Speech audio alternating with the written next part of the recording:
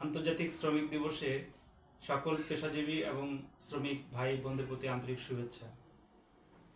শ্রমিকদের অধিকার এবং স্বার্থ রক্ষায় বিভিন্ন আইন রয়েছে, তার মধ্যে অন্যতম হলো একটি যে বন্ধ বা উৎসব ছুটির দিনে শ্রমিকদের কাজে অংশগ্রহণ করানো। কোনো শ্রমিককে ছুটির দিনে বা উৎসবের দিনে যদি কাজ করানো হয় তাহলে দুদিনের সমপরিমাণ মজুরি এবং একদিনের ছুটি মঞ্জুর করতে হবে।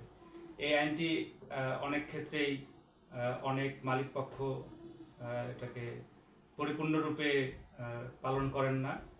তো আমরা আজকের দিনে আশা করি যে শ্রমিক ভাইদের স্বার্থ রক্ষায় ছুটির দিনের যে কর্ম পরিচালনা করার আইনটি রয়েছে সেটা সঠিকভাবে পালিত হবে এবং শ্রমিক ভাইদের স্বার্থ রক্ষা হবে।